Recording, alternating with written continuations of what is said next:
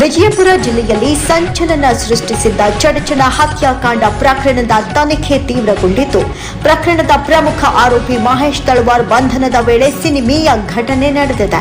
ಪೊಲೀಸರ ಬಲೆಗೆ ಬೀಳ್ತಿದ್ದಂತೆ ಮಹೇಶ್ ತಳವಾರ್ ತಪ್ಪಿಸಿಕೊಳ್ಳಲು ಯತ್ನಿಸಿದ್ದಾನೆ ಎನ್ನಲಾಗಿದೆ. ಬಂಧಿಸುವುದಕ್ಕೆ ಮುಂದಾದ ಪೊಲೀಸರ ಮೇಲೆ ಹಲ್ಲೆ ನಡೆಸಿದ ಆರೋಪಿ ಅಲ್ಲಿಂದ ಪರಾರಿಯಾಗಲು ಪ್ರಯತ್ನಿಸಿದ್ದಾನೆ. ಪರಿಸ್ಥಿತಿಯನ್ನ ನಿಯಂತ್ರಿಸುವುದಕ್ಕೆ ಪೊಲೀಸರು ಮೊದಲು 2 ಸುತ್ತು ಗಾಳಿಯಲ್ಲಿ ಗುಂಡಾರಿಸಿ ಎಚ್ಚರಿಕೆ ನೀಡಿದ್ದಾರೆ. ಆದರೂ ಆರೋಪಿ ನಿಲ್ಲದ ಹಿನ್ನೆಲೆಯಲ್ಲಿ ಕೊನೆಗೆ ಕಾಲಿಗೆ ಗುಂಡಾರಿಸಿ ವಶಕ್ಕೆ ಪಡೆದಿದ್ದಾರೆ. ಗುಂಡೇಟಿನಿಂದ ಗಾಯಗೊಂಡ ಮಹೇಶ್ ತಳವಾರ್ ಹಾಗೂ ಕಾರ್ಯಾಚರಣೆಯಲ್ಲಿ ಗಾಯಗೊಂಡ 2 ಪೊಲೀಸ್ ಸಿಬ್ಬಂದಿಯನ್ನ ಆಸ್ಪತ್ರೆಗೆ ರವಾನಿಸಲಾಗಿದೆ. ವಿಜಯಪುರ ಗ್ರಾಮೀಣ ಪೊಲೀಸ್ ಠಾಣಾ ವ್ಯಾಪ್ತಿಯ ಇಟ್ಟಂಗಿಹಾಳ ಹೊರವಲಯದಲ್ಲಿ ಈ ಹೈ ಡ್ರಾಮಾ ನಡೆದಿದ್ದು, ಚಡಚಣ ಹತ್ಯಾಕಾಂಡದ ತನಿಖೆಗೆ ಮಹತ್ವದ ತಿರುವು ಸಿಕ್ಕಿದೆ. 9ರಂದು ಚಡಚಣ ಪೊಲೀಸ್ ಠಾಣಾ ವ್ಯಾಪ್ತಿಯಲ್ಲಿ ಗೋವಿಂದಪುರದಲ್ಲಿ ನಡೆದಂತಹ ಮರ್ಡರ್ ಪ್ರಕರಣಕ್ಕೆ ಸಂಬಂಧಪಟ್ಟಂತೆ ಈಗಾಗಲೇ ತನಿಖಾ ತಂಡವನ್ನು ರಚಿಸಲಾಗಿದ್ದು, ಆ ತನಿಖೆಯಲ್ಲಿ ಈಗ ಒಟ್ಟು 38 ಜನರ ಆರೋಪಿಗಳನ್ನು ಬಂಧಿಸಲಾಗಿದೆ.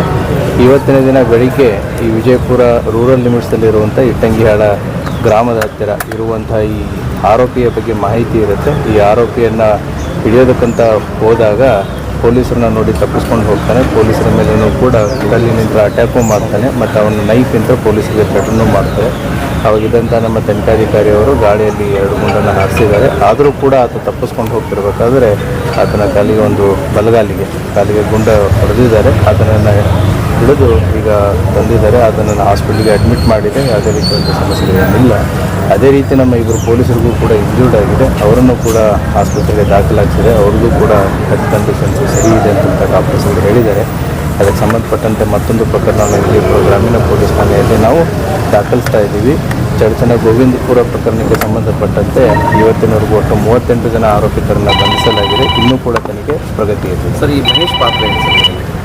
ಈಗೇನು ಇಂಜೂರ್ಡ್ ಮಹೇಶ್ ಇದ್ದಾನೆ, ಇವನ ಜೊತೆಗೆ ಒಟ್ಟು 4 ಜನ ಈ ಮರ್ಡರ್ ಕೇಸಲ್ಲಿರುವಂಥ ಪ್ರಮುಖ ಆರೋಪಿಯಾದಂಥ ಕೊರಗೋಡ ಅನ್ನೋನು ಏನಿದ್ದಾನೆ, ಈತನ ದೂರಿನ ಸಂಬಂಧಿಕರಲ್ಲ. ಇವ್ರನ್ನ ಅಫಜಲ್ಪುರ ತಾಲೂಕು ಬೆಳ್ಳುಂಡಿಗೆ ಅಂತ ಕರೆಸಿರ್ತಾನೆ.